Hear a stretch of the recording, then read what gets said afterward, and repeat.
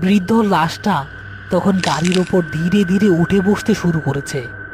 তার পেটের ভেতরটা এবার আরো জোরে জোরে কাঁপতে শুরু করলো, যেন ভেতর থেকে কিছু একটা ফেটে বেরিয়ে আসার চেষ্টা করছে। শাহাবুদ্দিন, মতি আর হাসেম এখন তিন দিকে বিপদ দিয়ে ঘেরা।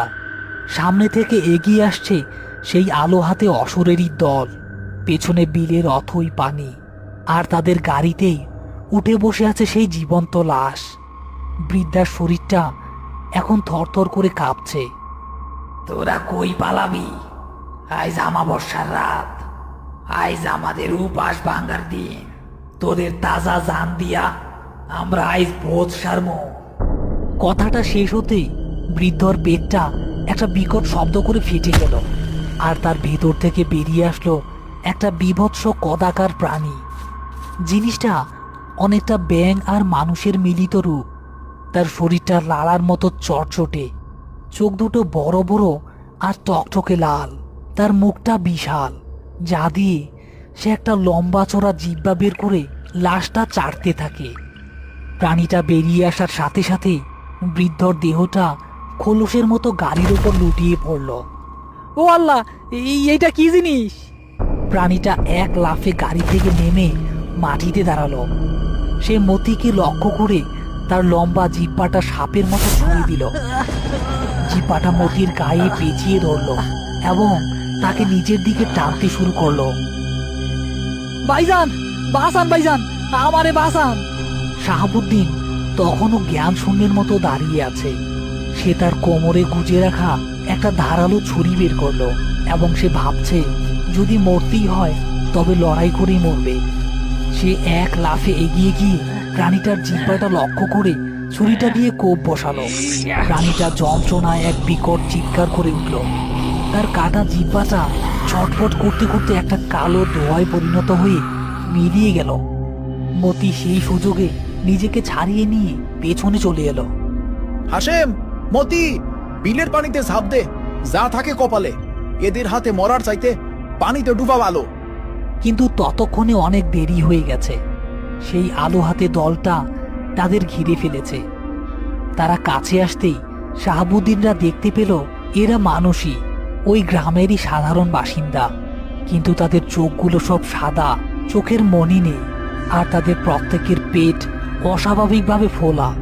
তারা সবাই মৃদু স্বরে গুঞ্জন করছে, যেন কোনো মন্ত্র পাঠ করছে।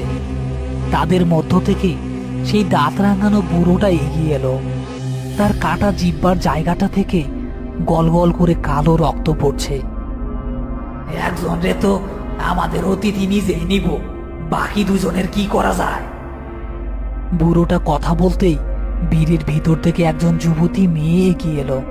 তার পেটটা যেন ফেটে পড়বে এমন অবস্থা।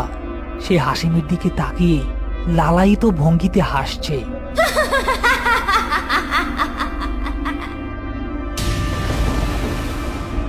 এইটারে আমার চাই, আমার ভেতরের জিনিসটার খুব ক্ষুধা পাইছে।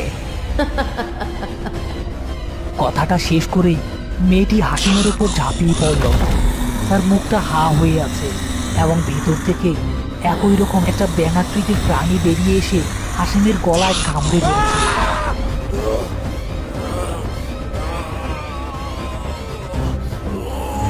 হাসিমের আর্তনাদ রাতের নিস্তব্ধতাটাকে চিরে খান খান করে দিচ্ছে।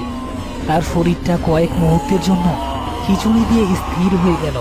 তার চোখ দুটো সাদা হয়ে আছে, পেটটা ধীরে ধীরে ফুলতে শুরু করেছে। হাসেমও এখন তাদেরই একজন।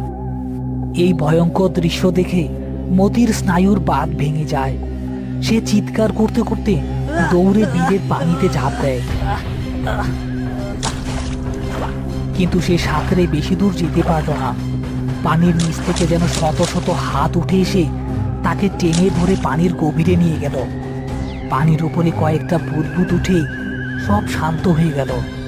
মাঠের মধ্যে এখন শুধু শাহাবুদ্দিন একা দাঁড়িয়ে আছে। তার চারপাশে সেই মরণ খেকোদের দল, আর তাদের সামনে দাঁড়িয়ে আছে সেই মূল প্রাণীটা, যার জিহ্বা শাহাবুদ্দিন কেটে ফেলেছিল। প্রাণীটার চোখে তীব্র ক্রোধ।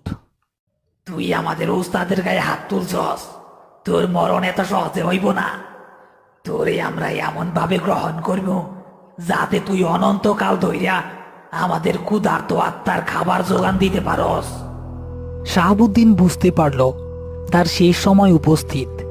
সে চোখ বন্ধ করে তার জীবনের শেষ মুহূর্তগুলোর জন্য অপেক্ষা করছে এবং সে ভাবছে এত লাশ যে বয়ে বেরিয়েছে, আজ তার নিজের লাশটাও বেওয়ারিশ হয়ে পড়ে থাকবে এই বিলে।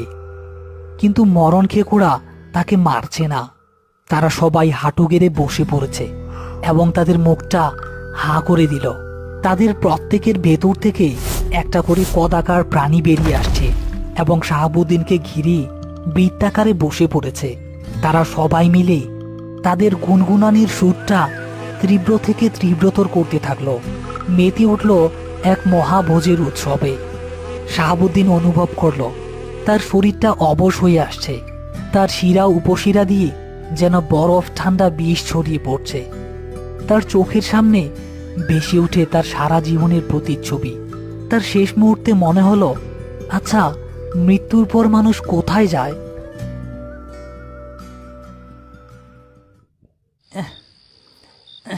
উফ, আর এক চুলো নাড়ানো যাইতেছে না।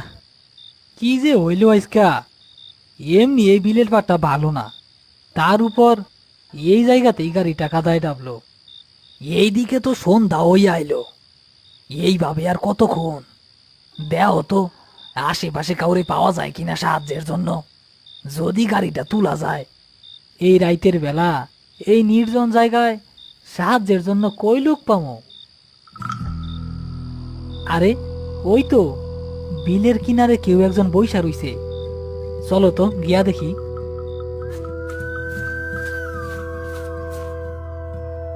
ভাইজান, ও ভাইজান, শুনতাছেন? আমরা একটু বিপদে পড়ছি, সাহায্য করবেন একটু? ভাই, একটু সাহায্য করবেন?